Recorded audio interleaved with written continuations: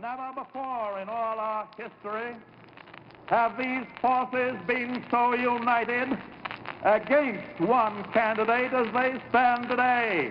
They are unanimous in their hate for me, and I welcome their hatred. The needs of working families and the middle class, not just the billionaire class. We know what's going on. We are paying attention.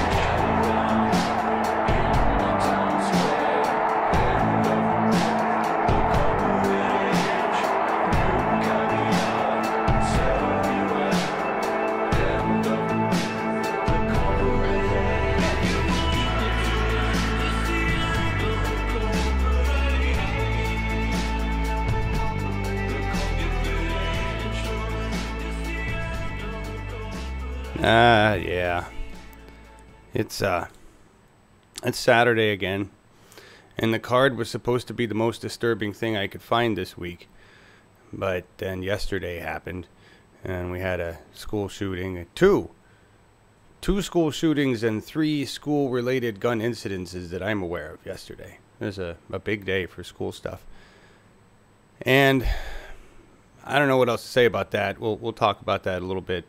There's even on Twitter, it's gotten pretty just, thoughts and prayers don't work. We need to see you do something else. And a few more politicians kicking in about the whole, we should do something about this, really. So we'll see. We'll see what we do there. The card, though, I don't know who made it. I just blamed it on the internet. But that's the lovely Ivanka with just one of the creepiest slimes on earth. Steve Mnuchin there, just a horrid being. And I love the reality of what's going on. Markus prepared some slides. If you're not aware, we opened an embassy in Jerusalem, which is because of, I don't even, Markus made slides, and if you guys want to talk about the whole thing, we can. But basically, it's one group of people thinks they have the right to kill another group of people, and if you try to complain about the first group of people doing that, they say, well, then you're against us, and blah, blah, blah. It's really a bunch of dumb shit. It's just dumb people killing each other over stupid shit, and we exacerbate the situation because we want their oil. Anyway, there's a scene there. That's probably white phosphorus being used on what, our government says, and Israel says they're Hamas. It's not. Here's a map that Markus put in of who attended the Jerusalem opening, and he can talk. Markus, do you want to talk about that? I have everybody here. Yeah, I was thinking. Good morning at first. Yeah, I'll hear. I'm sorry, everybody. It's Saturday, and we're talking about serious stuff because the cover was so serious. There's all of us here. Hi, welcome everybody. Not completely complete, but nearly. Yeah. Good morning, everybody. Yeah. Good morning. So, kind of a serious-ass day, and I'll let Markus fill you in on the whole, whatever else was there. But it'll get lighter, but we have to start with the heavy stuff. So Yeah. Welcome, everybody. I'm looking at chat. Hey, VR cheese. All right, so Markus, you want to explain your charts, and then we'll move away from this tragedy to another one. Yeah. I will do this quite quickly because I think the most things around all this are unknown. And if we can show the first slide again about the countries who visited the opening of the embassy, and it came to my mind: are these the new friends of the U.S.? Because if you look at Europe, for example, nearly no one from Europe came over to the embassy opening, well, I don't know. As a German, it is a difficult topic, of course, for me. And what we can see, I can only repeat myself here, is the heritage of what happened in Germany in the 30s of the last century. And this made these governments, these right-wing governments in Israel, what we are seeing now, and the paranoia, the schizophrenic behavior, in my opinion, it is explained. The roots are in what happened during the Nazi time. Yeah, this is all I can say about this. Yeah, it's kind of a repeat in so many ways. Yeah. Anybody who says we're not repeating that cycle is just absolutely blind. And then what's this here? What do we look? Oh, where the movie came from? Yeah, this is the point why why the new embassy is so critically viewed.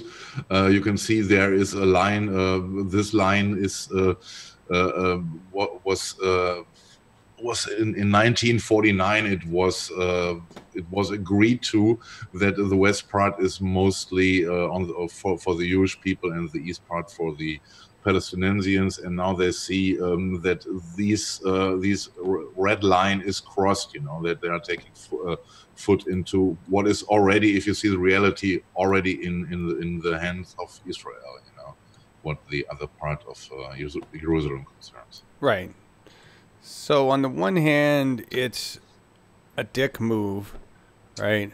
On the other hand, we're talking about lines on Earth.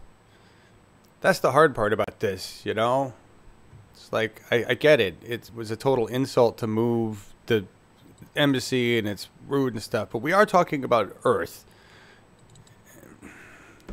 Yeah. Seems to be anyway, lots of people died. That's the point.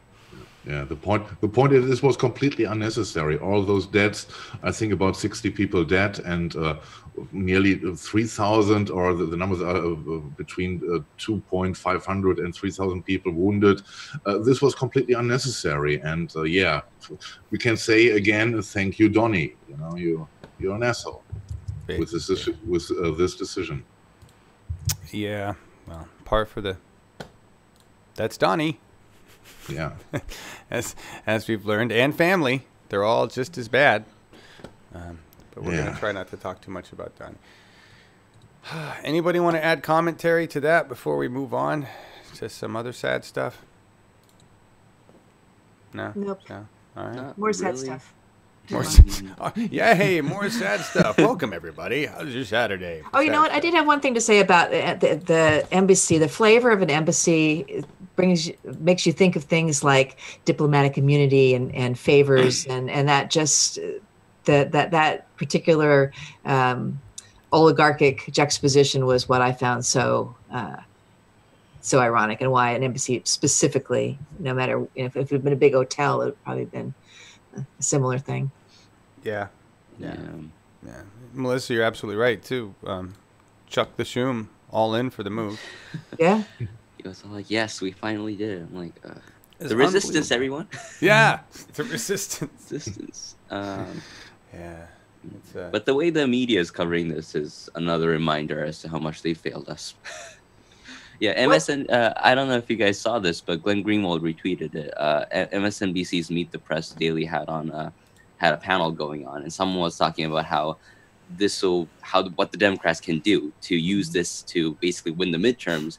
And one of the professors on that panel was like, "Wait, can we take a moment here and just talk about how children and women are dead? These innocent people are dead." And then he gets a little teary, and then he gets emotional, and he's like, Maybe I'm just being moral here. Maybe I'm just being a moralist here. And then Katie is like, "Well, we need people like you on this panel, blah blah blah." And then she wrapped up the panel in like a minute, and then immediately went on to say, "Okay, so what can the Democratic Party do to win back the House in 2018? Learn more after the break." And I'm just like, right after, minutes after. It's a soundbite. It's ridiculous. Yeah. Wow. And what is the new label the Resistance has now? The Warriors or something? Do they have a new label? There's a new. Yeah, I saw something bouncing around Twitter yesterday. I'll find it. It's right. Goes right up there with the pink hats, which what I think. Oh, good. It's an accessory to the pink hats. Yeah, it's alrighty then. We'll just. I don't have anything else. Maybe Chad knows. Chad, have you heard anything about that? Don't make me go Google. I'm still doing my slides. No, I'm sure you guys do. Yeah. Okay. We'll talk about that too. I see the Brits. No, you're talking about. Okay. Well, I hate having to put the comments way over here because I know. Anyway, I've got them too far over my side too. Glad to see you all in chat this morning. How many people joined us? What do we got? We got 30 people so far. Joyful Warriors. Thank you, TC. That's it. Oh my God. Who came out with that statement? That was Kamala. Was that Kamala? It's the whole Hillary. We're still with her, no matter what. Oh, this is why. Hillary made a new statement in her latest supervillain suit. Did you see that? Yeah. What she do? Yeah, her supervillain sister. Yeah. So awesome. She needs to do This it. is a She needs leather to one, do though, I this think. the next time she gets a picture. You know, she's just looks so good, and she needs a big white cat. I need to loan her mine. She's just with that supervillain suit on. She's like, we will resist. Yeah, She's joyful warriors. And you know what? And who can? You know, how can you really criticize such a nice sounding? sounds so movement? good. It's White suits. And every time she pets the cat, the cat will lose fur, you know, and Yes. will stick with her fingers, you know. All over her joyful warrior suit. No, Melissa, it's not. The real resistance is not joyful. Yeah. And I just want to ask, how many of you, and this is a legitimate question, it's okay if you do, how many of you give a fuck about the royal wedding today? All right? 0 fucks. I'm sorry. I cannot even. 0. It's Why? weird that that's I'm still a thing. I'm so torn. Here's why. Yeah. Okay, so like, you know, you see certain people that are influential on Twitter and you follow them and you respect them. And right, I know we're talking about who do we respect based on what they tweet. It's a horrible thing. However, Sean King, somebody I usually retweet, he ignores me. But and Be a King, who's I think Martin Luther King's daughter, granddaughter, I don't know, family relation, who tweets very wonderful things, quotes and stuff. And so Sean King was pasted a tweet of Be a King, which said, you know, it's okay if you want to celebrate the wedding. It doesn't take away from your fighting what's wrong around the world and blah, blah, blah. You know, just relax. We all need some joy. And Sean King was like, yeah, I agree with that. I'm like, well, okay, if you find joy in that, that's okay. It's like me finding joy in eating bacon when other people like Glenn Greenwald are telling me you're a piece of shit for doing that, right? Well, he doesn't really say that, but, you know, he makes me feel guilty because he's like, if you want to, you know, do something good for animal rights, stop eating pork first. I'm like, but I you know, so I like pork. I find joy in eating pork while other people are like, that's suffering. The same way people can find joy in the royal wedding while it cost the taxpayers of Britain gazillion dollars for it, while people died in Grenfell Tower because fucking greedy rich motherfuckers in Britain don't want to put any money into their people, right? But it's okay.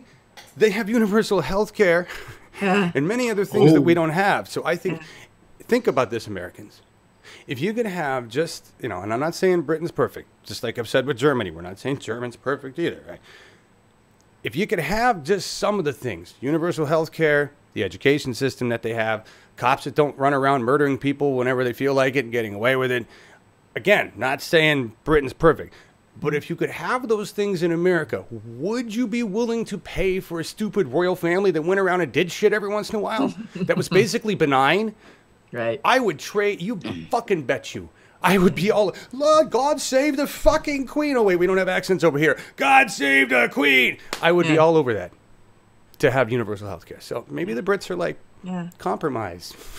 And Well, to be fair, I'd rather fund the wedding than fund all these bombings and shit. Well, Right. Very good point. Very good point, Joseph. And I was telling Markus in Green Room, I went to college in England for a year, right after Charles and Diana's royal wedding. Yeah. Which is, yes, it was 1981. That's how old I am. A commoner.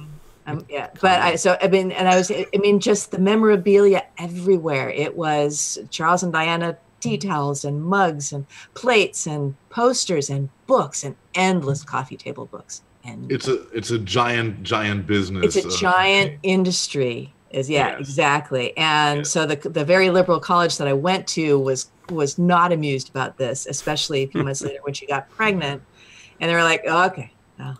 And I got Now she's getting right down to the heir and the spare, you know. So they were pretty disgusted. And I gotta destroy John's vision about the UK and England. The healthcare system is lying in shambles there, and you know what? It's still better. It's still better than what we have. It's still better than what we have for sure. It's all relative, Markus. It might be better, but I can tell you it's only nuances. It's only if you're there and you get sick or injured, you go in, you're taken care of. It doesn't cost anything, even if you're not a citizen. It's pretty. If you need to schedule something like a major surgery or something like that, what I've heard is that you're going to have to wait for that. And a lot of people buy supplemental private insurance so that they can have more immediate access to healthcare and stuff like with the coming Brexit, the situation even got worse because already the hospitals have great problems, to take care about their patients because there are no nurses or nearly no nurses anymore there because they are not from England, not from the UK, and they are threatened to thrown out with the Brexit. Yeah. So they are leaving. Yeah. You know, this is a fact there. Yeah. There you go. But it all depends on the procedure. All right. What was that, Dennis? You saying something, Dennis? Yeah. We have Dennis with us too. Sorry, I didn't want. Sorry, I unmuted myself. Sorry. No, look out, everybody! The bearded German wants to say something. But I want just to make one comment. It matters what procedure you need. Therefore, if you have a cancer and so on, you get treated immediately. It's based on the need. In Germany, around Europe, if you have something serious, you will be treated immediately. Hip replacements and so on. These procedures have longer waiting time, but the rest is all covered as soon as you need them. Yeah, that's it. I mute myself. It's going with the show. Sorry. Thank you, Dennis. Thank you, Dennis. We limit Dennis's conversational abilities. Else he would just keep going. He has a lot to say. It's a very angry German. It's all right. It's all right. And I'm glad. Thank you for the clarification, though. I mean, it's an important distinction. It's based on need, not greed. It's an interesting distinction there. Melissa, you've been saying some funny shit. Every time I go to say it, I look over here to say it, and then I come back and then I forget what it is because it's over here. And so, yeah. I know you guys don't care about the wedding. Mostly you don't seem to care about the wedding. That's good. Yeah. I still feel guilty because Sean King says it's okay. Like, I mean, out of the royal family, I do have a soft spot for the corgis. That's about it. The Queen, I think the Queen doesn't have any corgis anymore because she's getting too old, and I think the last royal corgi from like the original like generations ago with that bloodline died recently, but she still has like a few more. I think. Corgis, and they're notoriously nasty, and they bite people, and you kind of have to they kept the bloodline for dogs. Well, they're so low. I mean, she could trip over them and break a hip. So they've got to be. Yeah. This is another danger. Yeah. So for not talking about the wedding, we've managed to talk about England for a whole time. I was going to say. Maybe we can move on. Maybe because that's the only. Our own issues. Yeah, really. I mean, maybe that's the only good thing we can talk about today. There, we talked about some good stuff. We did be a king justice there. I just had grabbed a couple quotes because they really summed up things today. All these shootings because we have too many doors. Are you familiar with the moron who said that was the problem with the Texas shooting? That there were too many doors. Limit the doors and you limit access to shooters. I don't know where you come up with that logic.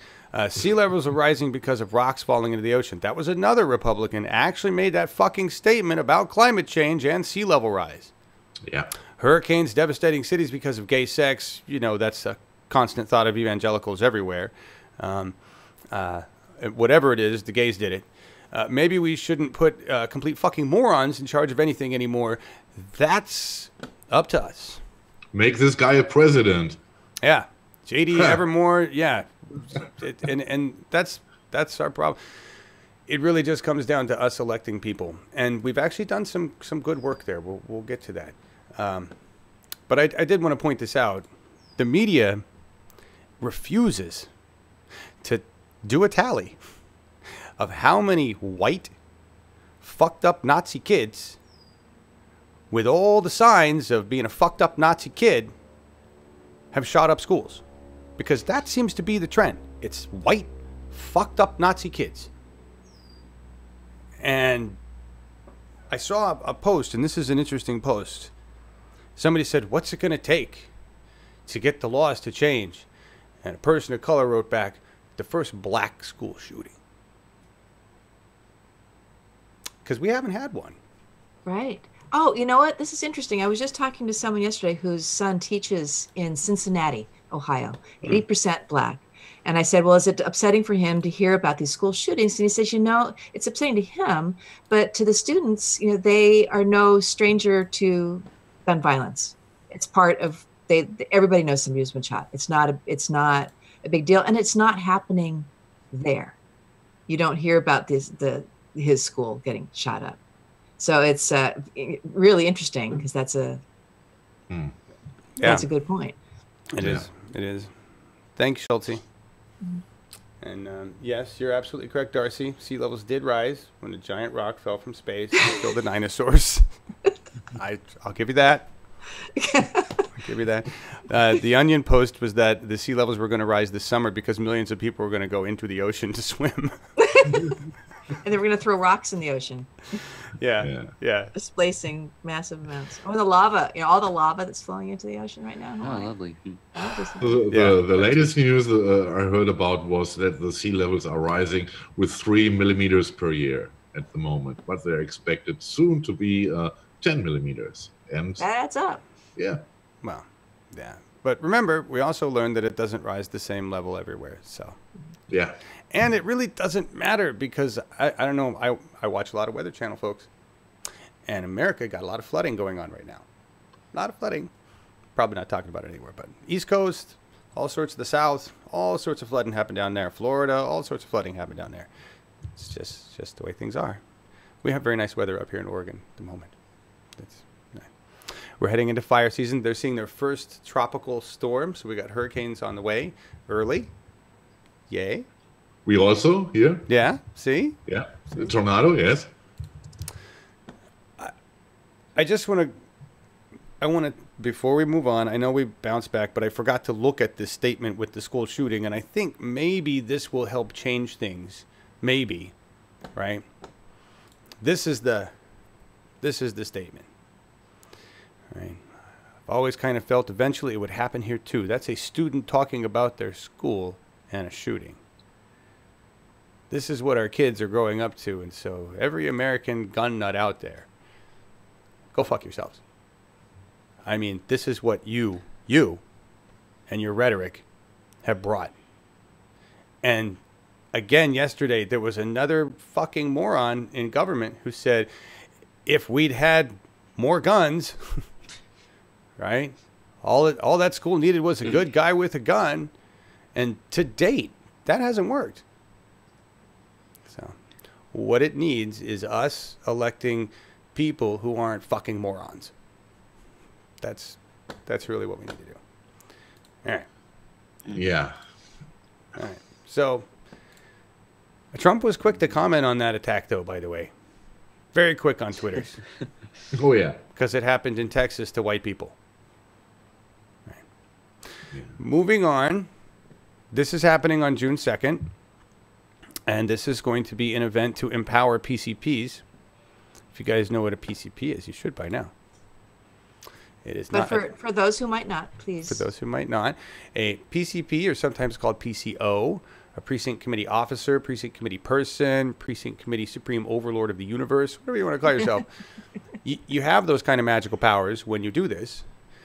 I haven't done like the best job as a PCP, and Nancy Greenman would be scolding me right now because I did not get out to all of my neighborhood leader peeps for the primaries. But I am going to triple down on my efforts for the big election coming up here, right?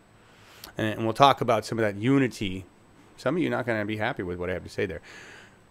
Anyway, this is Larry Taylor, who's going to talk to PCPs. It's an event at Sunnyside. We're going to live stream it. It's going to be fun. And it's going to be empowering. While it will be related to Oregon PCPs, right? The general information carries through your national parties. So, and all the information is important. It's about the power of what a PCP has and what they can do within the party, right? Whether it's a Green Party, Republican Party, Democratic Party, they all have some sort of officers like this. And you actually affect change as a PCP. You get to vote on things. You get to tell the chair when they're wrong. You get to vote people in the party that are in power out if you want to. All right?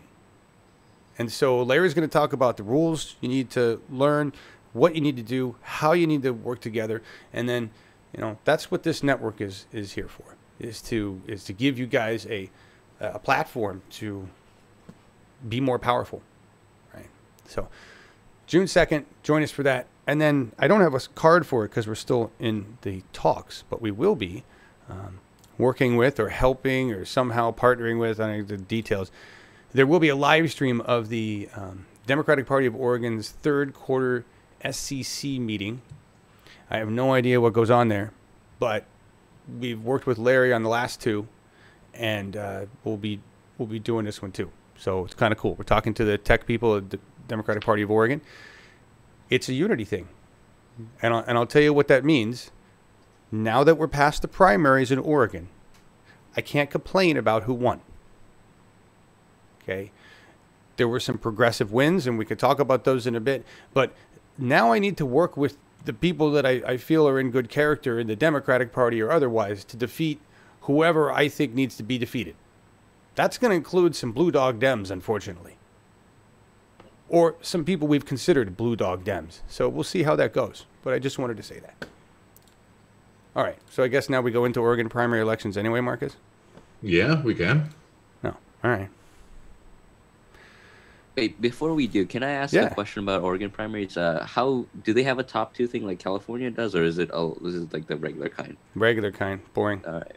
But probably better now that I understand that the top two thing kind of blows. So I should probably mention what we did for Oregon Tuesday night. We're going to do for California, You Betcha. I mean, how could we not? Right. It's going to be a drama. So we're trying to line up some people that we can report from the field, like Adriel Hampton, David Hildebrand, maybe Stephen Jaffe, maybe Jess Phoenix. You know, hopefully be able to get a few people that are online, but mainly just follow the returns, because there will be ever so many to track, and they're all our friends. So it's going to be an exciting night. And so that is Tuesday, June 5th. Stay tuned for more information, because we're just started brainstorming who we want to invite. Yeah. And we got a nice list coming from David Hildebrand, and we will see it a little bit later. Yeah. Yes. I'm I'm sure we do. The nice thing, I got to say, the nice thing about the California progressives is that we have, like, instead of building a news crew in California, we've just got competent guests. Guests and spokespeople that are our friends and that respond to our messages like instantly, and like, well, yeah, I can come on and share their wisdom, and are very, very generous in that way. And I know that we don't, who are we? We don't officially endorse anybody, but we've got people who will talk to us, so we take advantage of that. Right, we don't endorse. Yeah. We're like Switzerland. But imagine Dianne Feinstein be like, "Oh, I can jump on a Zoom call. Give me right now." Yeah, got my phone right here. I'm in the middle of a convention, but sure, I can give you a completely lucid interview right here in the corner. And she have a flip phone. Anyway, so we will be doing that for California and for Washington, right? Yes. Brian Cheese, I know you're in there somewhere. Yeah. Brian. And theirs is in July or August, I think. So we got time for that. But California's coming right up. So that, and since we to jump ahead a little bit, since we don't have We the People set next week, know that we're going to be working on some bigger stuff. Right. Yes. I'm looking at comments because I feel like we've been ignoring you folks, and I'm just R77 Lee 1. I'm not saying France is great. They don't seem they're civilized enough, but still, I'm not even gonna go there. What country do you live? Do you live in the United States? And you just maybe they live in France. I don't know. Maybe you live in France. Maybe. Right. Do you live in France? Because if you live in France, by all means, you have the right to complain. There's a France conversation going. Okay. Now Marcus. And I'm sure Dennis would say the same, but my understanding is, Macron has just come in and done all sorts of neoliberal shit, right? Yeah. Yes, it looks like this. This was what the left-oriented people in France were afraid of. What would happen when he was elected, and it turns out that on the global stage he makes a very good figure. But at home, he is seen very critical, meanwhile. And this is exactly what we thought, right? This is not a surprise. No, it's not a surprise. It's pretty much typically what we thought would happen. Yeah. So Phil Britton has a question. On the other hand, what is absolutely, what we have to say is absolutely good, that he's fighting in somehow to vitalize the idea of the European Union. It is questionable in what direction he wants to change it, of course. Yeah. What was Phil's question? It's a serious question. How does one inspire young people to get out and vote? In the 60s, we were howling en masse to stop and vote for the war to end. You've got it in your last sentence. or get drafted and die. So as bodies show up, more people are more interested in voting. So every time another school shooting happens, and we average one every 6 days in the United States so far in 2018. I can tell you another interesting number I read today, that meanwhile in 2018 there are more students killed in those mass shootings than soldiers in any war zone. Yes, I heard that. That's revolting. Go USA. This is absolutely incredible, and this is not acceptable.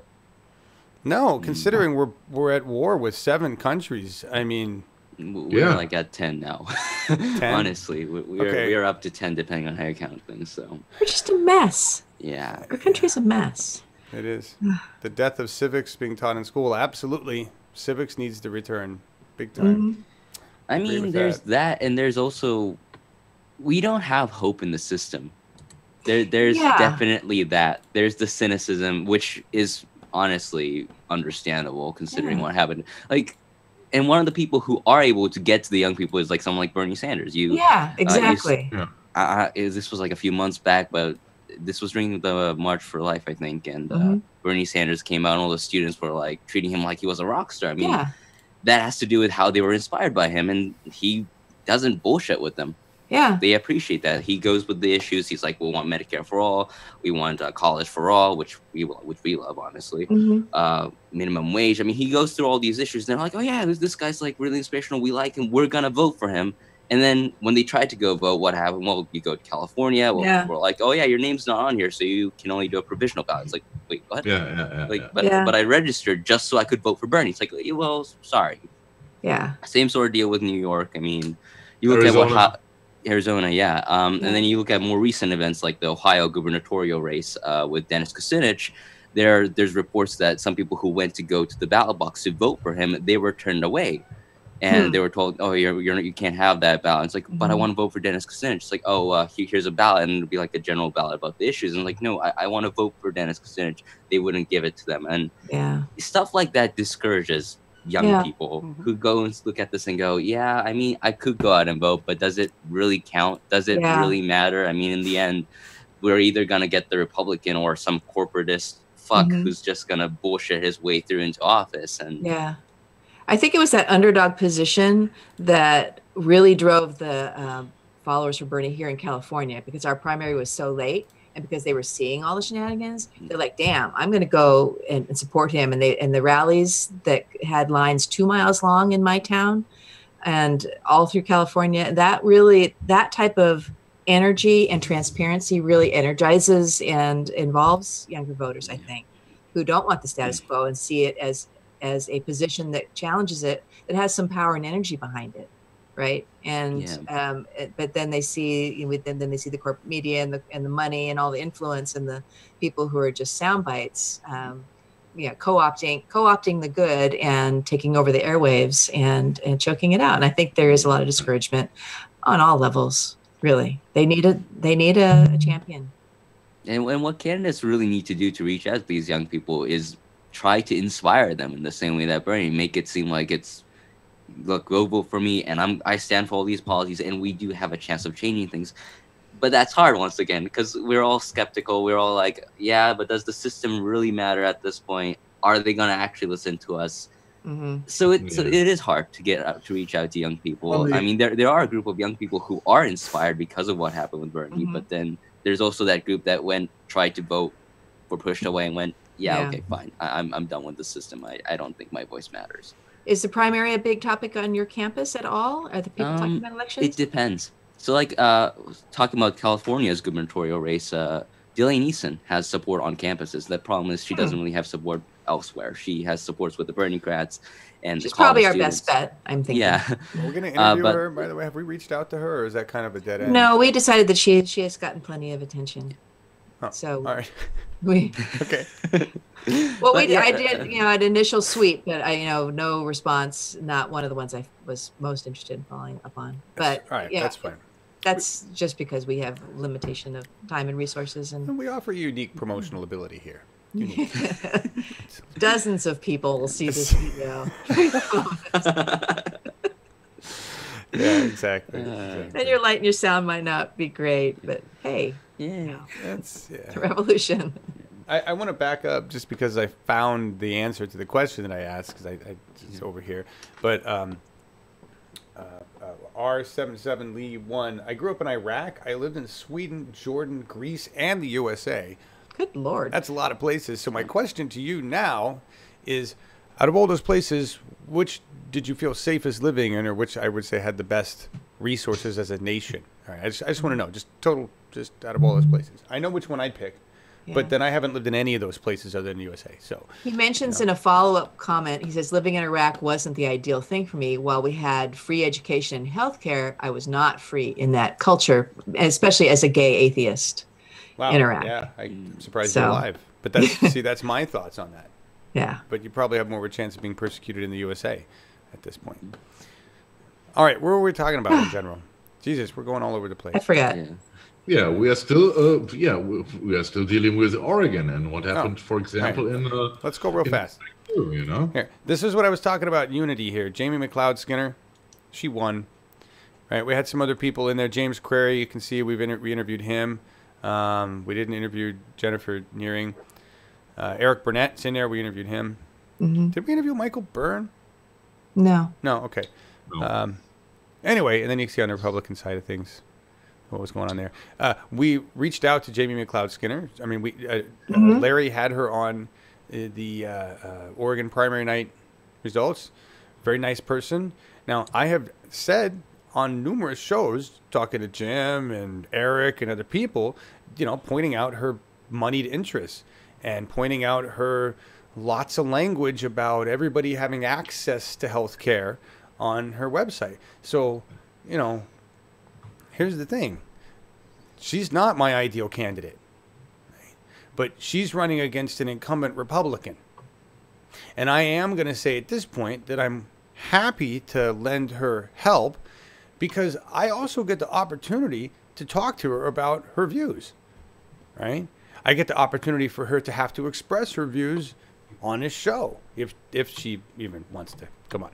So, that's the thing. It's to me, regardless of where she stands right now, if I'm going to do my job as a Democrat, if I'm going to do, or as just as a person who is interested in civics, a citizen who's practicing democracy, then it behooves me to use whatever power I have to tell my representative, and she's not actually my representative because I'm not in CD2, but to tell this particular representative of Oregon what I think and to have a discussion about it. I don't have to be a dick about it, right? Yeah. Right? She's not lunatic. She's not out there saying we need to give all kids guns and make sure they can shoot each other when they want, which is what we're hearing out of the Republican side of the universe. Right? So I'm going to choose to work with her as what appears to be a slightly progressive, however, corporate Democrat to see where we can go. All right? Yeah. And that's, to me, that's unity. That's as good as I can get right there. Yeah. Right?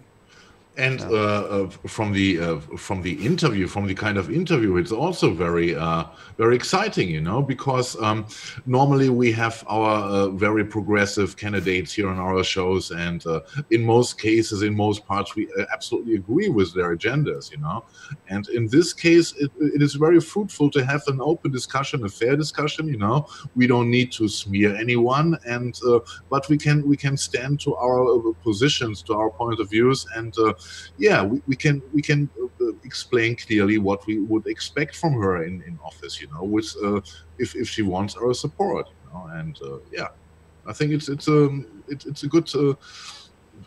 good new way to have an interview with someone we are not agreeing completely, maybe, and I hope she will show up and join us in our shows. Yeah, agreed. Did I read it correct in the chat that R77 would pick Sweden? Or is he just saying his parents are from Sweden? How surprising! I can't find it, but yeah. I think it's Sweden. I don't know. Is it not cold? Sweden would work for me too. Out of all of those, like I would fucking know. But the only thing that I look at Sweden, I watch a lot of Swedish shows because we can get them now on Netflix. It just looks really cold, even though it's probably not. It just looks cold all the time. Is it? In winter it is cold, and they have nice summers also. Do they have nice summers? Nice summers Yes. there? Yeah. Short Yeah. summer. And do they have the long days where the sun is Yeah. goes Yeah, really it long? depends on where in Sweden you are. Yes, and Okay. yeah, the night can be daylight also. Yeah.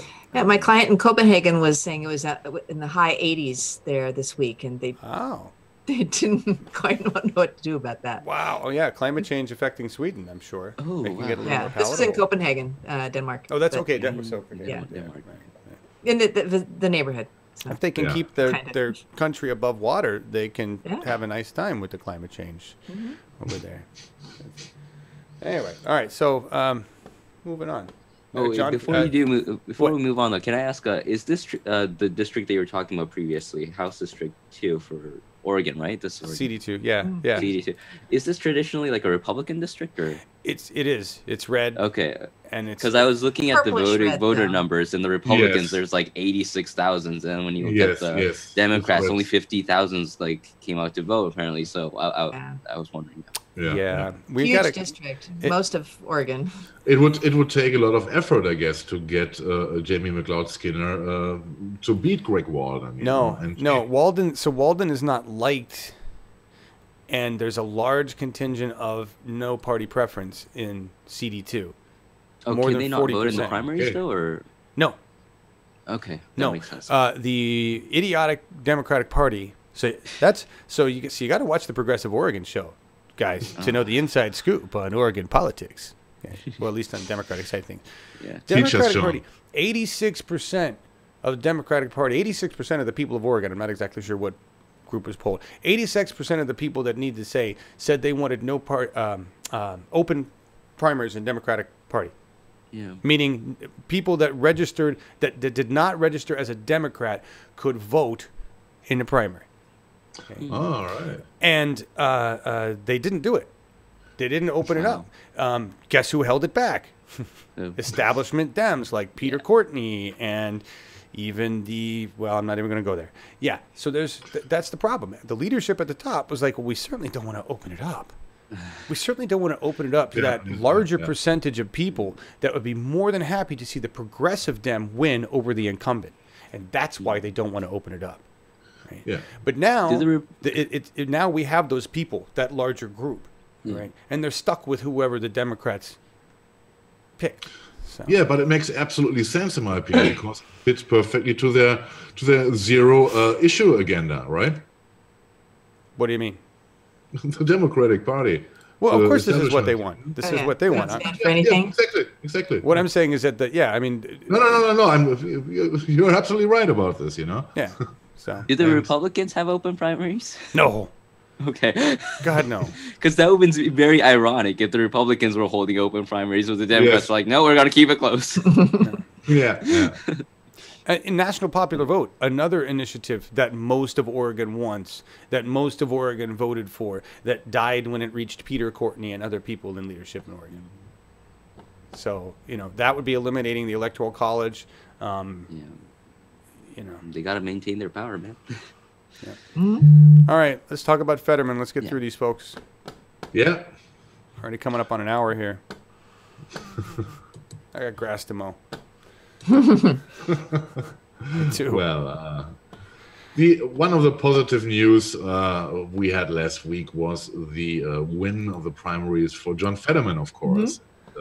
If you look, it was not even close. He was absolutely leading in votes, and he has good chances, I hope, in the general elections. If you look at the total numbers of the people who voted, they have more votes in the end than the Republicans. And if John Fetterman can get all the voters for the other candidates behind him, what I hope, and I think he should manage this. He's a clever guy. He has good chances to become the new lieutenant governor there. Yeah, and I wish him all the best, of course. The vote totals aren't so off. You know what I mean? If you look at the vote totals between Democrats and Republicans on this. Yeah. So, and what did he run for in 2016? Does anybody remember? Senate, I guess. Is that what it was? A senator? He's mayor. He's Did he mayor really? of Braddock, but he was mayor before. Yes. He's been mayor for a long Yes. time. But he Oh, that's ran for right. something else. Yeah. I think he was running for Senate.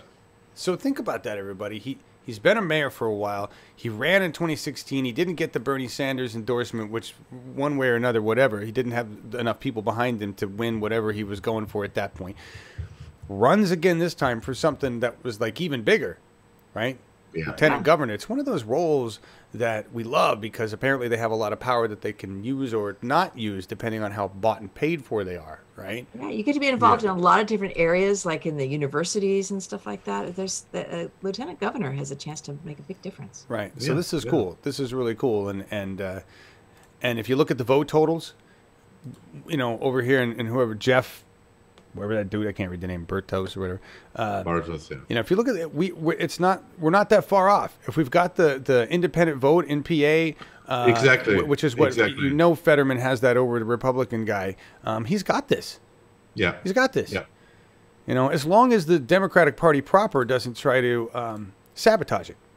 Yeah, which we've seen them do. So that's another thing we gotta watch for. Right? Yeah, absolutely. And the way we deal with that, folks, is what we're doing here in Oregon. We politely confront them about it as members of the party. And we bring in more people that are progressive, and we bring them into positions of power within the party so that we can change the fucking rules. That's all it comes down to, is changing the rules. Yeah. In Oregon, to make it so that every candidate who wants to be a Democratic candidate gets access to all of the data they need without going through bullshit or paying money, is changing one line. Just eliminate it. As soon as you eliminate that line, the conflict's over and everybody gets what they need. But some asshole in Democratic Party of Oregon said, let's add this line, and that way we don't have to share. Right? One line. Yeah. That's how powerful that is. So. Yeah, and as I saw, he's already campaigning with the governor, Tom Wolf, I think was his name. Oh, good. And they are on the same. Oh my God! So he already has the support of the existing governor. Yes. He should be a done deal. Yeah. Of course, I'm saying that now. I shouldn't say that. I hope so. He's one of the still small examples of candidates who are gone through, you know, which could not be prevented by the Democratic establishment, and this is what we have to push and push and push. Absolutely, absolutely, and just I see a lot of good comments. You're talking about Paula Jean's victory and how many votes she took. There were many other victories. We didn't even talk about all the Oregon primary victories. Dana Carstensen, 42% of the vote, even though he didn't win. That's big. Mm-hmm. Right, which means next time around he's probably got it. Kevin Stein, even though he didn't win it, he made a mark, and he's already got a role in city government. Joanne Hardesty, I've got. I'm just gonna hit these real quick because I didn't. Although what did you? I don't even know where you put them. Oh, you put them down farther. Never mind. I'm going out of order here. Fuck. You had Fetterman here, and then we go to the primaries. I see. Oh, you know what? I meant to move those down. Those are actually supposed to be after the news, so I can move them. Never mind. Oh, all right. Okay. Sorry. Never mind. They go after the last week. Is it Rick next? After John? Sorry, everybody. I'm confused. So from no, now we go into last week on UHM. Welcome to the Saturday show. Welcome to the Saturday show. It's bound to happen at some point. Nobody knows what to do. Production rundown edits in real time. There you go. So after Fetterman, last week on UHM. Okay. Yeah. Well, did you want to expound any more on Fetterman? No, Fetterman is fine, and he's doing fine, and I think we will talk about him in the following month until November also. And congratulations to John Fetterman. I don't know if he watches us, maybe he does, and all the best. All right, there you go. Laura, you want to talk about last week on Prague Cal? Yes, we had a wonderful visit with David. I'm sorry, did you pull up a clip for this? Markus? Yes, I did. Yes, okay. I did. Yeah, so really great to have his perspective. He's a longtime fan of the show, and because he's a legislative analyst in Sacramento, he's very close to what's going on in our current government and has his ear to the ground with what's going on in the primary, and has done an exemplary job of using social media and boots on the ground, going to marches, going to places, and really working well. So we are always glad to have him on to share his perspectives on the show. Which clip did you choose, Markus? Of course, I chose the clip where he is talking about his list, his progressive loose slate. Yes, that was awesome. He put together a loose slate. He's kept waiting for somebody to do it, and they didn't. So he did, and here he is talking about it. They're a progressive loose slate for California for us who have been kind of looking for one, and talk a little bit about the names that are on there. I think you cover all races all the way down to assembly. I think I've got the list up there. Tell us about how you put this together, and if are these all people that are represented on the ballots people have in front of them today? Yes, those are all people who are currently on the ballot. If you put it back up on the screen full, I think it'll help people look through it. But basically, there's a lot of different people on the ballot that we like and I like. But at the end of the day, I made my picks based on who I believe is the best person in that race. So I think Delane actually has a fighting chance to win. She's progressive and corporate free. And she's running for governor, right? What? She's running for governor, correct? Yes, governor. Yeah, sorry, Twitter only gives you so much text still, even though it's twice as much. So you can go to my Twitter account, David for California or David for Senate CA, and we'll probably put that up later. But you can go, or it's the second one on the list. But you can go to that and look up this list. But basically, what I've done is I've chosen who I think is the best in each race. Most people agree with most on the list. Some people disagree here and there. Like if you don't feel comfortable voting for Delane, like some people don't in the progressive movement, then there's also Josh Jones. He's the Green candidate, so he's also running. Yeah, but these are just the people that I really think have a chance to make it past the line in the top two, and at the same time hold our beliefs. So we're not sacrificing our values by voting for this list. We're voting for who I actually think has a fighting chance. So like in the race up in CD1, Audrey Denny, I think, really has the personality and the ability to really push up there past the primary and into the general. So it's not only that I think she's the best candidate in the primary, I think she's going to be the best candidate for the general as well. So there's a lot of different calculations that I put into this list and a lot of different reasons why it's set up the way it is. But everyone on the list is corporate free at the end of the day. I don't have huge issues with anyone on that list, and that's how I basically came off and finalized the list. So the top three, basically everyone agrees on, or for the most part, Delane, me, and Gail, and even Ruben for the most part, who's running for Secretary of State.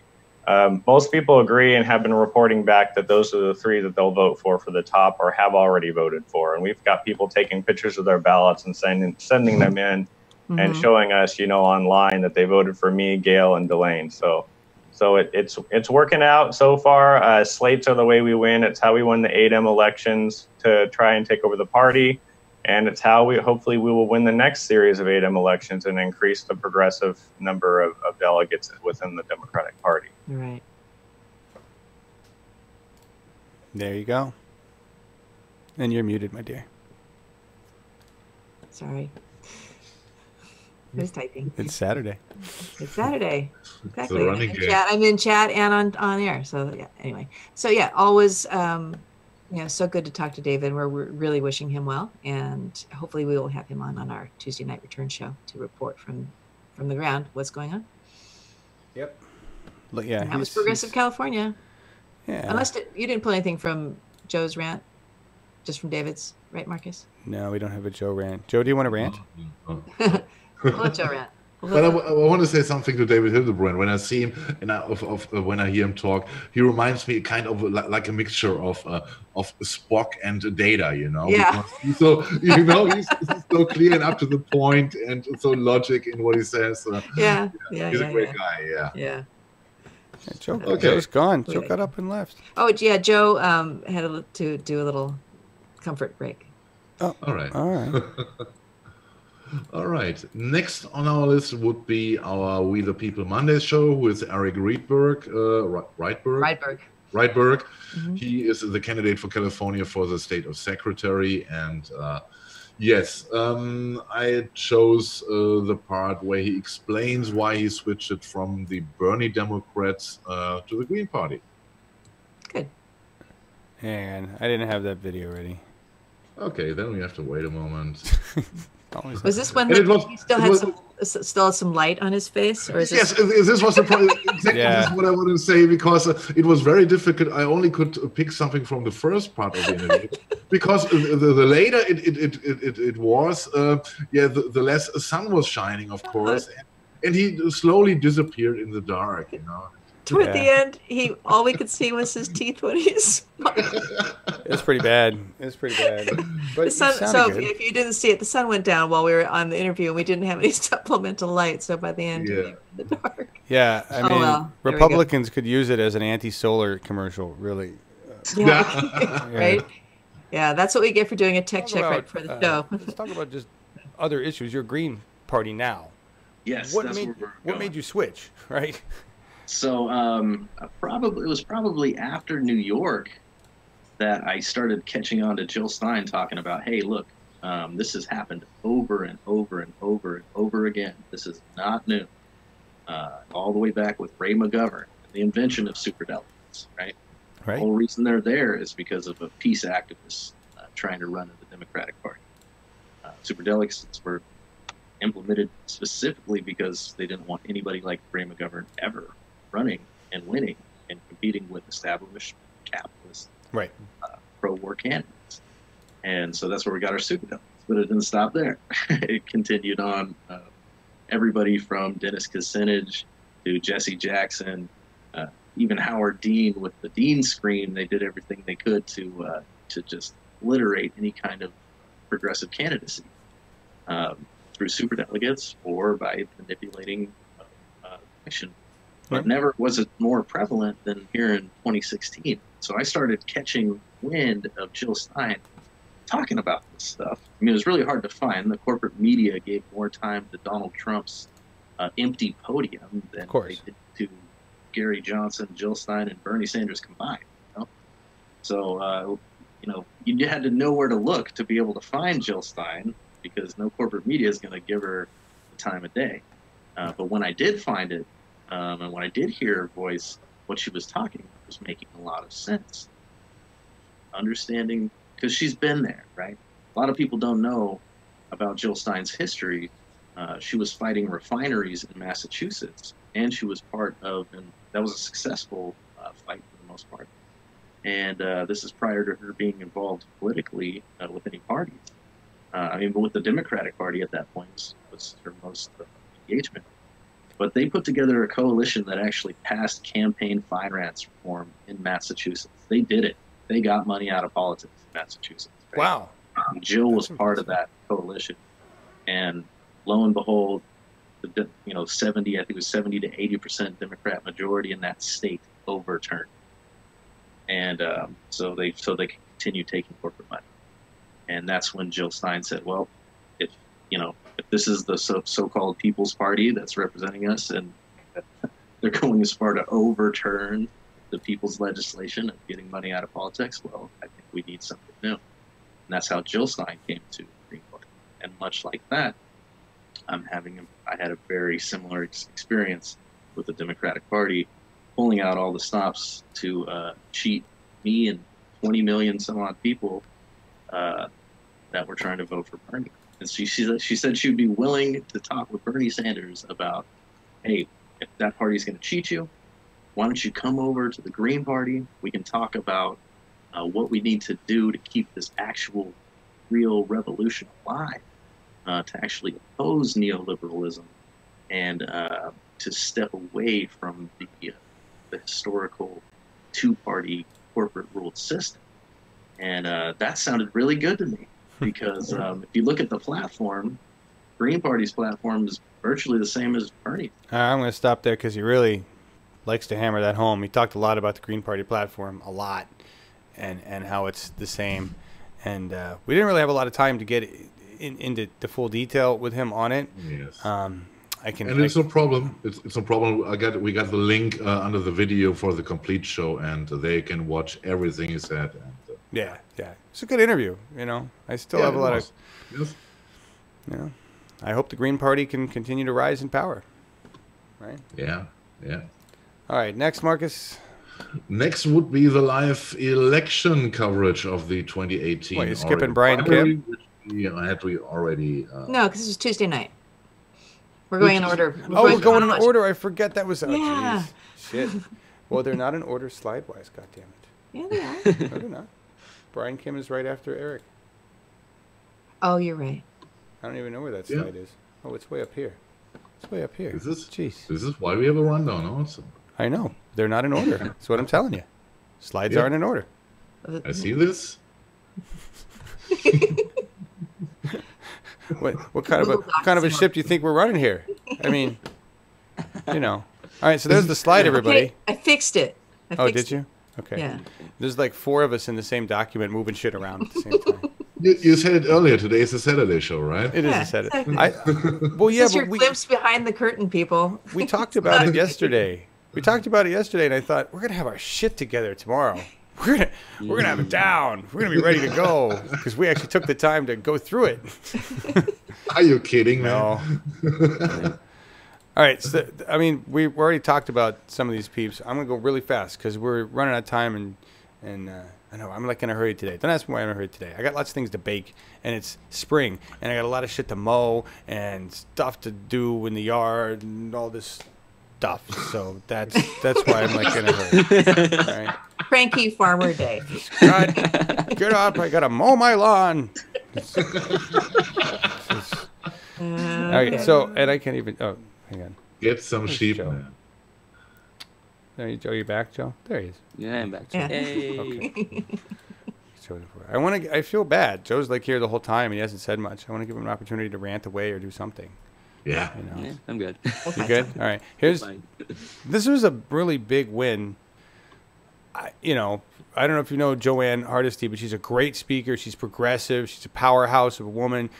She's already been in Portland government or Oregon government, and now she very handily won the primary there for city council, or maybe it was the full thing. I don't know how the city council thing works, because that's not I think it's not a partisan position.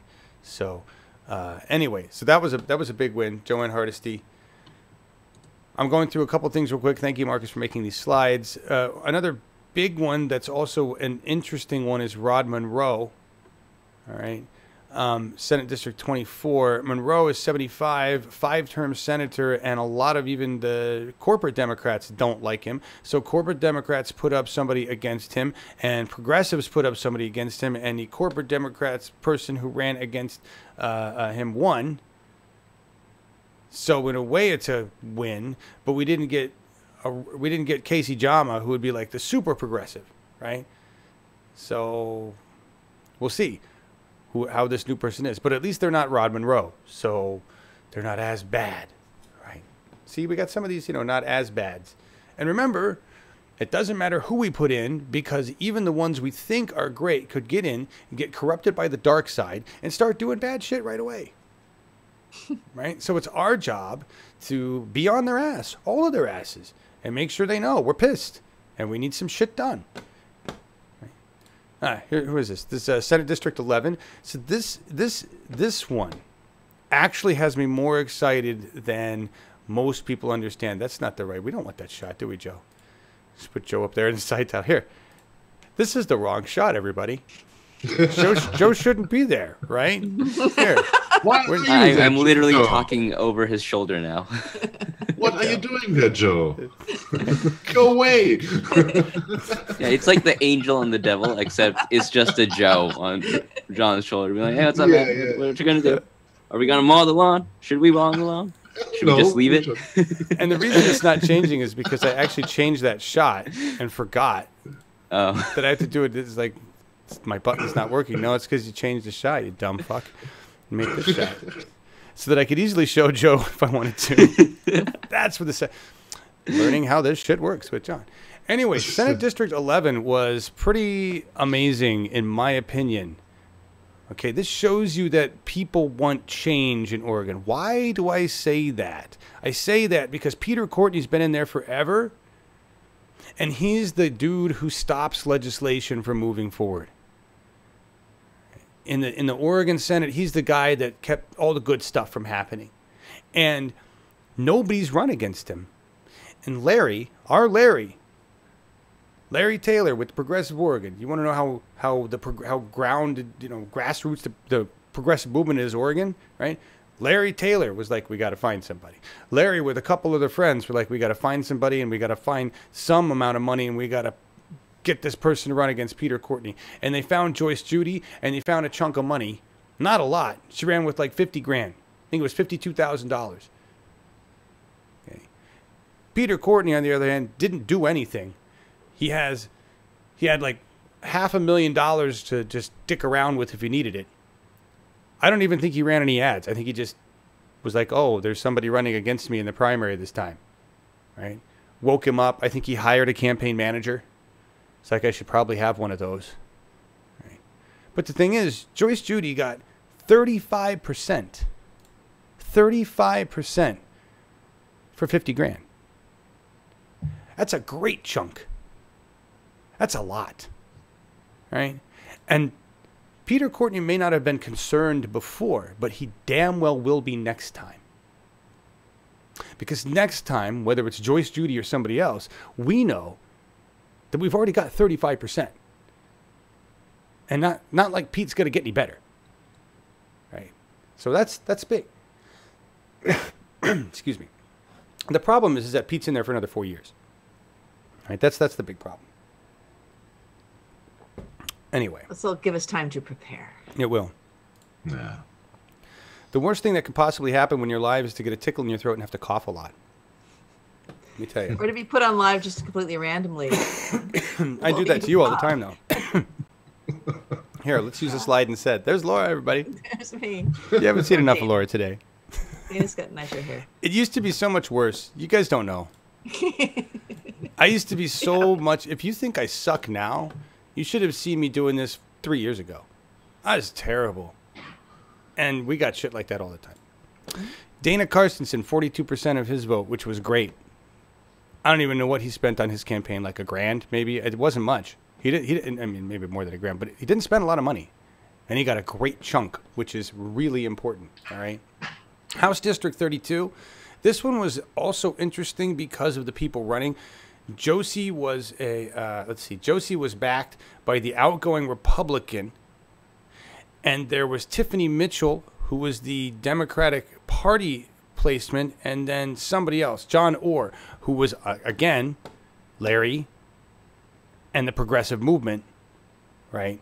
Not like I'm not saying Larry was like the orchestrator of the John Orr campaign. I'm saying Larry and some other folks in the progressive movement. It's not like some far removed bunch of people, right?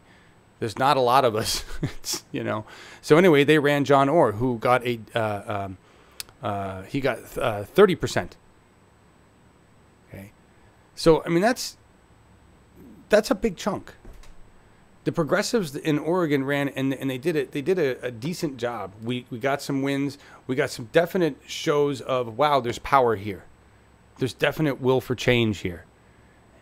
And this whole 2018 race for all of us in the progressive movement is like our first time out. Bernie's not holding our hands anymore, right? We're all doing this in our own states. He's selectively helping individuals, but it's not like a big Bernie-centered push. This is you're all on your fucking own. Get it done. And we have to learn from our mistakes and move into 2020. That's really what we need. We already be thinking about 2020 right now. Right. So, all right, that's Oregon. What's next? Yeah, next would be We the People, and I see that you're very impatiently on it today. And while you were talking the last couple of minutes, I guess the lawn grew another 3 millimeters, right? I got to send you guys some footage. You have no idea how bad it is. All right. Okay. You have no idea. All right. We the People on Wednesday with Bryan Kim, a candidate for California. Oh, yeah. Congressional District 53. Yeah, great candidate also. It was fun to see you both. I don't know who said it yesterday. You had a good flow, and it was a nice interview. And I picked the part. I don't know if you want to play this, where he is referring, or we are referring to vintage Susan Davis and how back in time she is. Oh yeah. All right. Yeah, that sounds good. Here we go. All right. Yeah, Bryan and I had a good flow. I don't know that he smokes weed, but it seemed like he and I could just kick back and smoke a doobie and hang. Not that I want to hurt his campaign or anything. That's just my statement. I'm helping. All right. Yeah. This is fun. We went to Susan Davis's website. This is the incumbent. And Oh, yeah. Actually, let me just tell the full story because, our volunteers build this. We have volunteer staff that puts together beautiful graphics presentations, slides, and they do research on the candidate that we're interviewing, including all of the opponents and the incumbent. And so I'm going through an article that was published late April of this year, and it's got a quote from Bryan Kim, and it's talking about Susan Davis's. This is her campaign website, not her. There's a house.gov Susan Davis thing that they put up for all the reps. This is her campaign website, which she should be campaigning, right? Anyway, trying to earn people's votes, at least in theory. You would think. I mean, I know she's got the defense contract money and shit, but Yeah. people vote. Dollars don't vote, sort of. Anyway, this is from her website. First, she's breaking news from 2011. She's defending the Affordable Care Act, and she's been standing up to attacks on the ACA and opposing the numerous attempts to repeal the laws. So we're proud of Susan for doing that. I wonder, I don't know that there's any other information we can have for Susan on how she feels about affordable health care for all or Medicare for all or where we move forward. Have you heard her make any statements or have you had any conversations with her?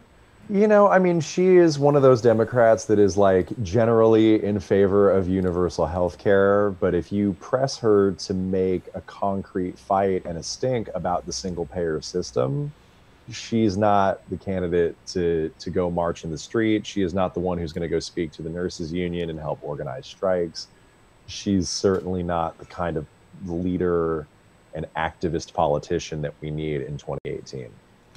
Okay, I'll go there. So she could talk a lot about it, but when it comes down to the vote, we're probably not going to see anything there.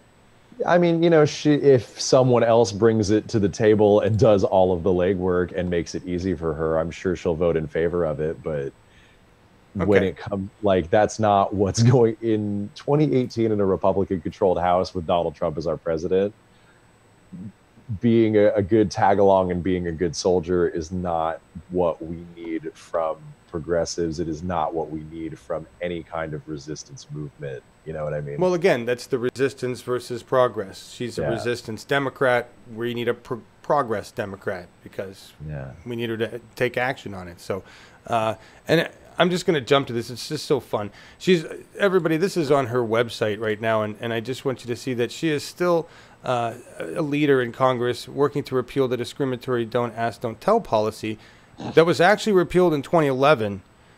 And I bring this up because, this is the article.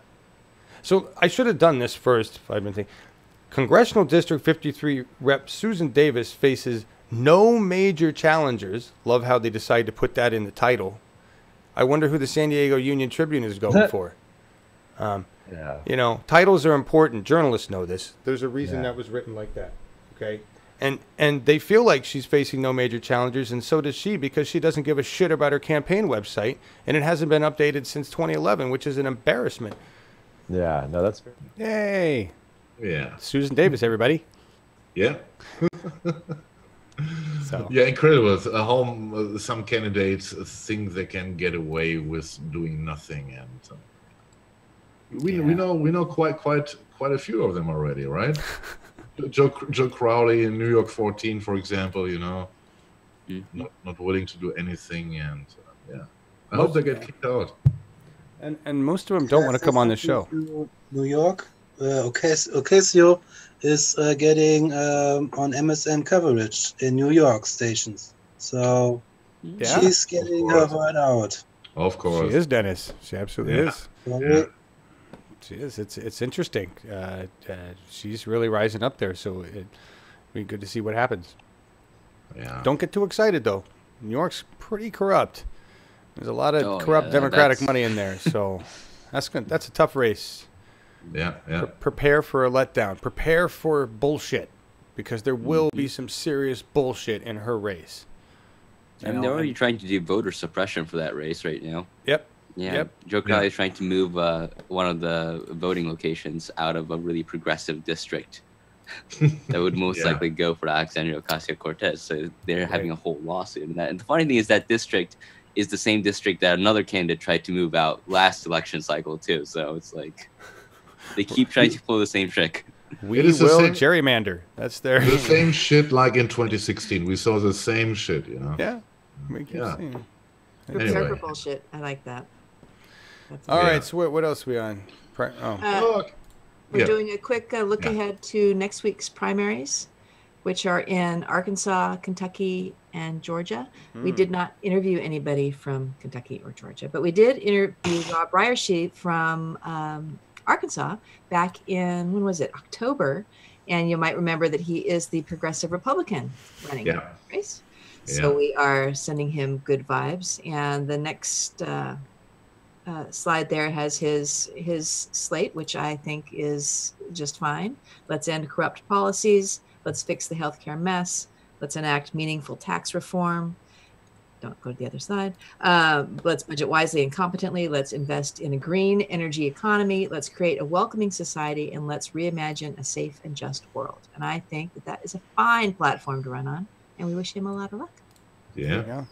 Yeah. And then next, you might remember that there are some runoff elections in Texas, and those happen on Tuesday as well. And Rick Trevino, who we interviewed as a candidate for Congressional District 23, is in just such a runoff. Slide 33 shows if the rule is if the top voter does not get over 50%, then it goes into a runoff. And we can see that even though Rick only got 17% of the vote, he was the second highest. And so that put him into a runoff. So he is running on Tuesday as well. It's interesting that he was the second highest, but others comprised 24%. Right. But there's a lot. And there's probably a lot of others. I can't click on some others. Oh, you know what? I'm sorry. Let's go back to Robb for a second, because I had a little short 45-second video. Oh, yeah. The neat thing about his race is that Arkansas has the highest cost of getting on the ballot of any state in the country. So that's what this little video is about. Do you need a little more time to set that up? You're just gonna be there for a second here. So this is, I think this is a video that the brand new Congress put out for Robb.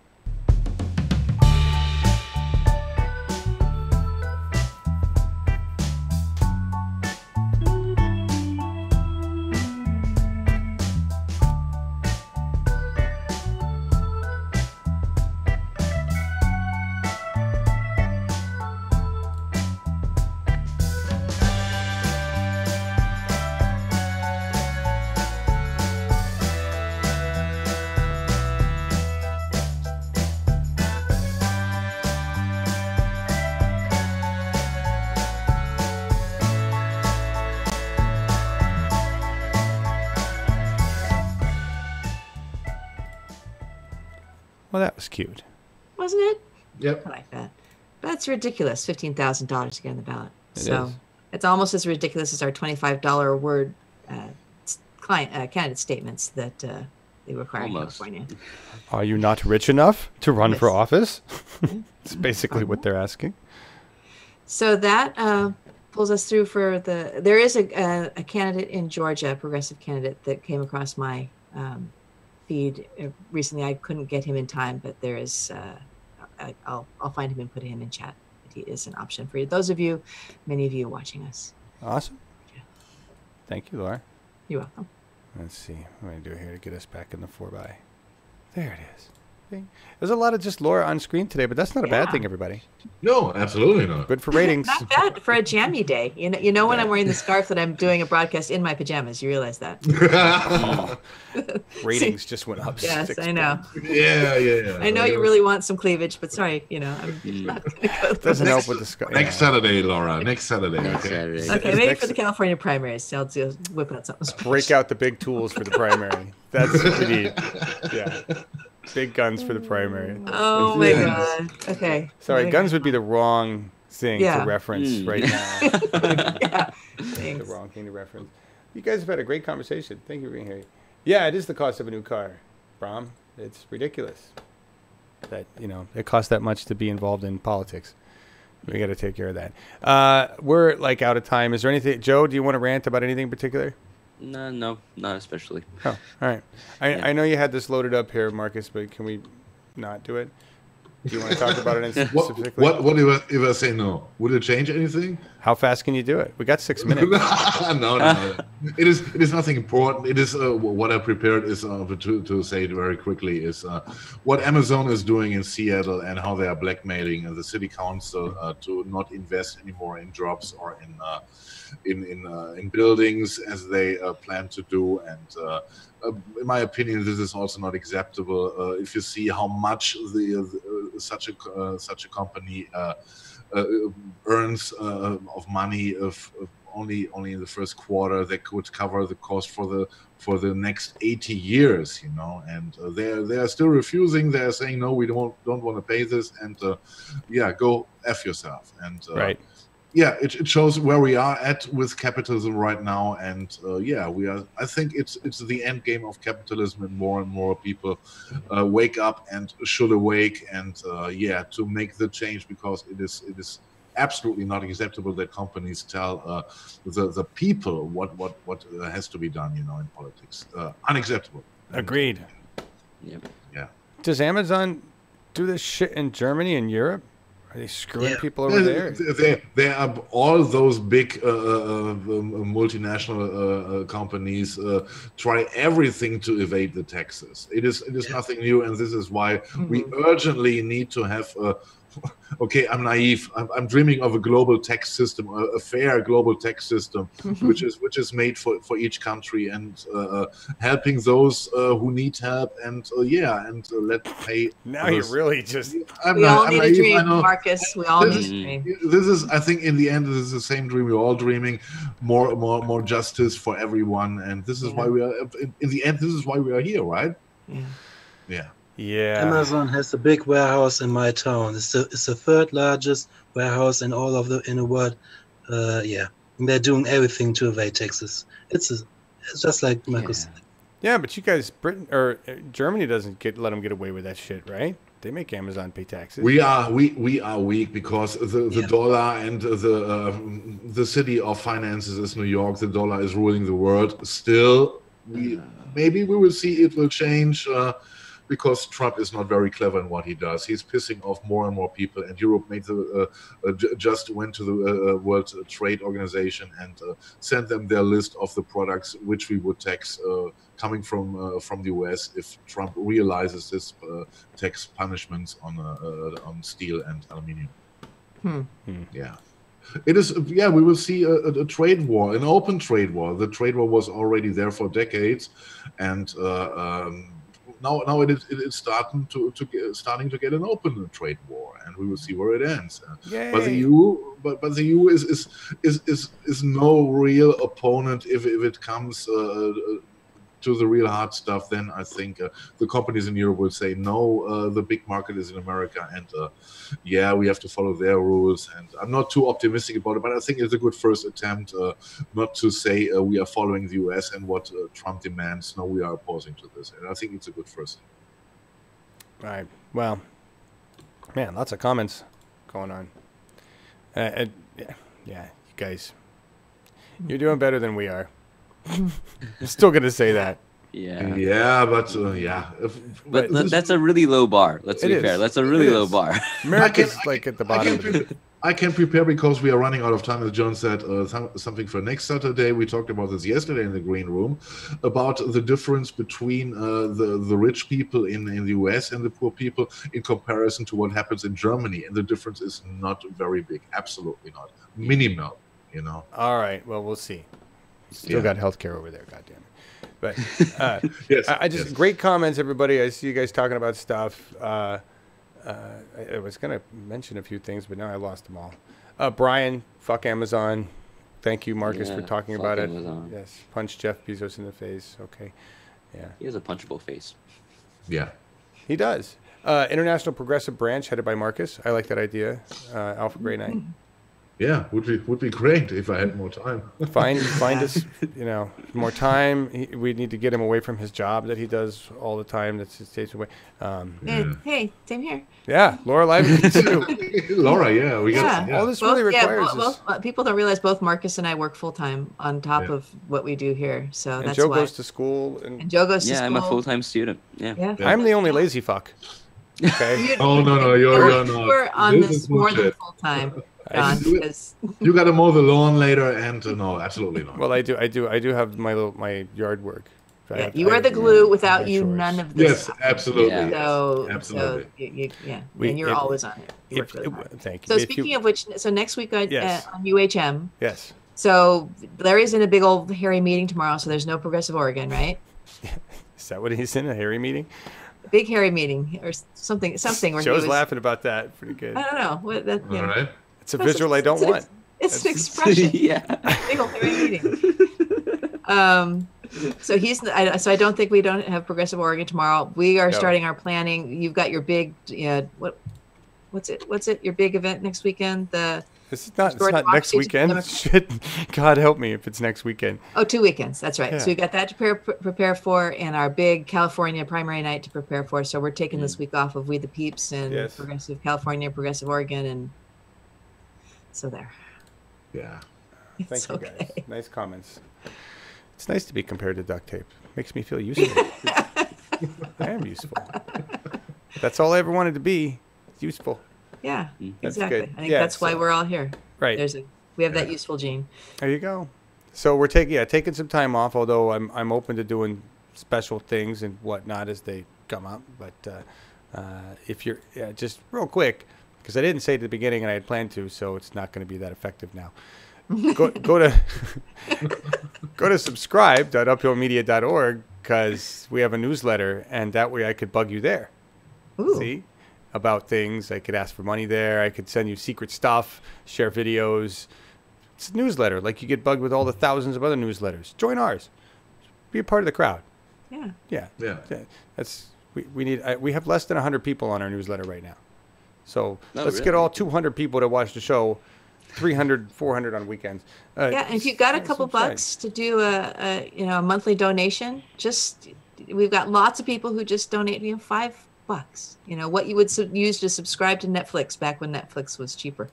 Netflix used to be $5. You guys have been doing good. You guys have been doing good with that. Thank you. I've been seeing the donations come in, so thank you. We seem to have lost them, some of them, between YouTube and Larry, but we'll figure it out. Larry just doesn't know where they went, but they're in the system somewhere, floating around. But that was the other thing. Donate.uphillmedia.org if you want to see us do more. We're getting emails like, interview this person, that person. Can't you cover this, cover that? No, because really, we're less than 20 people. We're less than 10 people that are really doing this constantly, and that's it. And if you want to start a division in your state, let us know. That was my original message was, let's get some volunteers from the state, and we'll start your state show. Right? But I need a crew to do a state show. Well, or as Alpha says, what we need is a progressive billionaire. To fund them enough. Some people have suggested they exist. I think we have a better chance of finding Bigfoot or Yeti. We already get so much money from Soros, guys. We should not be greedy. I'm still waiting for my checks, man. I'm still waiting for them. I hope I win the lottery. I don't know where they are. Maybe this if you're a progressive billionaire and you're watching the show, I'm amazed. So, but do you realize that if there was a progressive billionaire that watched this show or was watching this show, we would have had a donation by now? Yeah. I would think. Or they just watch it for humor. Well, these guys are still trying to get money. Liked what they saw. Yeah, as a satire. Yeah, totally. Think all this news. Anyway, you guys are wonderful. Nick Hanauer. Okay, so there's another one. I tried to reach, believe it or not, you don't know this. 3 years when we first started this thing, and I thought we were so much bigger and huger and more important than we really are. I tried to reach out to all those people. I sent direct emails. I got people were giving me email addresses and contact numbers for all sorts of important people, and I was like, my name's John Ellis. I started Bernie 2016 TV, and you should work with us. Blah blah blah. I got nothing. I got some responses from some interesting individuals, but outside of that, it was like, You guys keep doing what you're doing. Yep. Now's about it. And if you here's another pitch as we go some of these primaries, and we've got some volunteer forces freeing up, sadly enough. But if you are a professional in the social media or want to do something interesting to do your war work for the general election, consider joining our volunteer group and helping us with some shows. There you go. That would be really, especially if you've got serious professional skills and experience to offer. Yep. That would be great. Like Kevin Stein. Kevin Stein, who is still a sitting council member or whatever his job is. He's going to hate me for not knowing it. He's just joined our He joined our group. So. He's like, I think you guys are great. He heard us falsely report that he was really kicking serious ass. Although he was, when we had those numbers, the first numbers were like, Kevin's doing great. And then they updated like 5 minutes later and everything went... And it's like, but he could clip that Kevin's doing great and save it for inspiration. He is awesome because he was like one of our very first We the Peeps back when we started the show. And I remember thinking back then, and you know, I was like, wow, we're interviewing some young peeps. He's probably not even that young, but I was like, this young guy, and we got these young folks. That was back at the very beginning, and look at him. He's another testament to the progressive movement. And so, yeah. Good for Kevin. Thank you for joining our group. And you guys should do it too. And there was something I was going to talk about. You guys are making some hilarious comments. Oh, Melissa. Yes, I absolutely agree with you. It is your job. Everybody's in the job. It is your job. It's your job right now to go find a rich progressive and bring them to watch this show. Say this. Have you heard of Lee Camp? Maybe. Have you heard of Ron Placone? Have you heard of TYT? Oh, I've heard of TYT. Yeah. Have you heard of all those people? Yeah, with Jimmy Dore. We've heard of those. I want to show you something else. Do that, and let's see what happens, because that's, you know. And have you heard of Uphill Media? Should be the next thing, and it never is. Why? No, because then they'll be like, no, who? No, who? And I gotta officially declare, for every millionaire you will get one cup. Mug. And for every billionaire you will get this cup and a T-shirt. Yes. Yeah. Which is, and maybe the doggy bandana. Yes. And that's a lot of money. Yeah. We're talking almost $100 for those 3 items right there. Yes. So, you know, that's a serious gift from Spreadshirt, everybody. Oh, yeah, that shop at uphillmedia.org if you want to buy. We're so terrible at promoting ours. $15 mug, shop at uphillmedia.org. It's a donation with an offering that comes back from it. Think of it that way, and the $27 T-shirt doesn't sound so bad. Yeah. Show off your logo to all of your friends. Yeah. Say, I can afford one of these. I'm a rich snob. You can afford a freaking button. As long as you make the logo centered, otherwise it looks like an eyeball. Yeah. So, all right. I've got extra. All right, guys. This has been fun. Promotion for today. I thought we were going to get out of here at 11:30, but not. Now we're going to. So Marcus, we started a little late, so we're. Yeah. We did. Yeah, absolutely. All right, Marcus, set up the song because I can't show us all and do the. It's because we can watch the full video. It got approved, so we're going to watch this full video here. Marcus excited about bluegrass. So go for it. Yes, yes. How surprising, even for myself. I used to surprise myself. I never was into country or bluegrass or stuff. And when I got the task given by John to check some music for the Oregon election show and to check out what's going on the music scene in Oregon and Portland, etc. I checked some bands and I found a band playing bluegrass with a quite unusual name. They are the Water Tower Bucket Boys, and absolutely great musicians in my opinion. They are not existing anymore in this formation and under this name. They are now touring in this area as a water tower, as far as I read, and they are still playing music. And I only can advise, if you see a concert somewhere, go there and enjoy them. I think this bluegrass with a little bit folk influence is absolutely great. And I like to listen to it, and I hope you enjoy it, guys. Thank you, Marcus. Thank you, everybody. And Marcus, did you really just say you surprise yourself? Sometimes, yes, I'm surprised about myself. Yeah. Yes. That needs to be a song. I got that song. All right. All right. We're getting out of here, everybody. Thank you. Bye. Join us. Bye. Have a great weekend. Bye-bye. Yeah, I can't show Joe because really with Joe you'd get this cow. That's, No. that's there you go. And I'm not. See, anyway. not only was I demoted at this point, I've been turned into a cow. It's that's what's happened here. Thanks, John. This is a different form of dehumanization. I don't want to be. We also listen. told them when you went to the bathroom too. Right, we did. Tomorrow there will be no Progressive Oregon show because Larry is at the boring meeting. And tomorrow evening, is there a California show? Nah, no, I'm gonna work on the primary show. I've decided. There you go, everybody. Cause that's at the, I got that time. That's what I gotta do.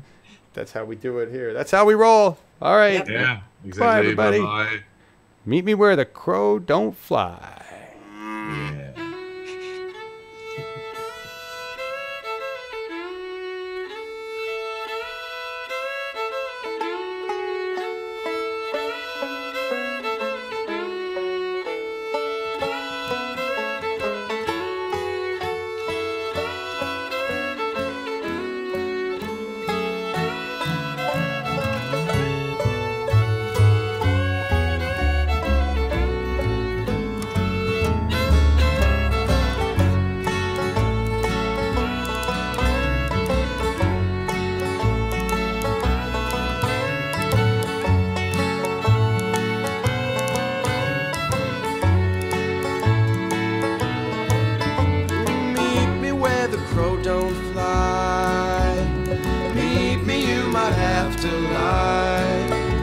Take me by the hand so we can reach into the plant to make us fly.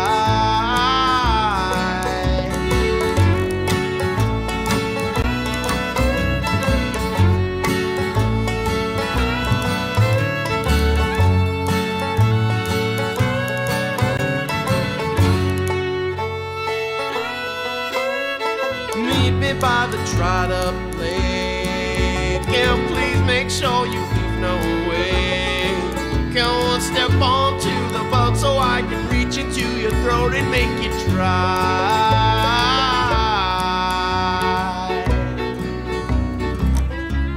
And everyone that chose it, you can't tell they know, 'cause everyone is all the same.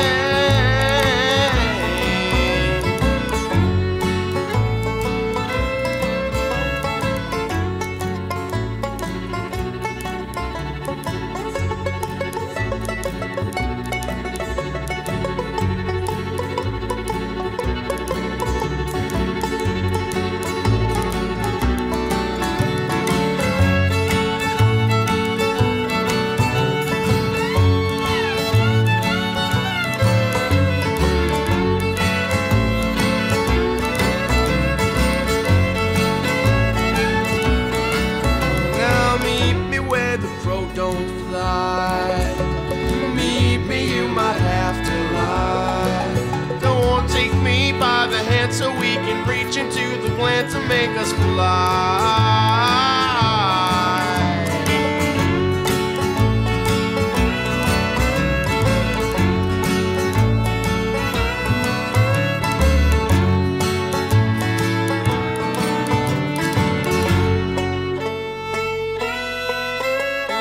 Meet me by the dried up lake, and please make sure you leave no way. Don't step onto the boat so I can reach into your throat and make it dry.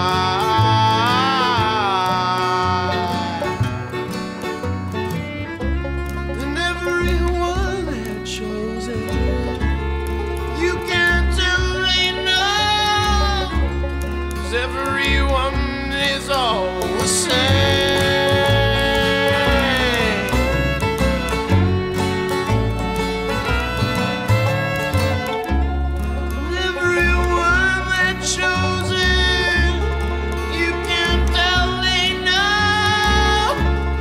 Everyone is all the same.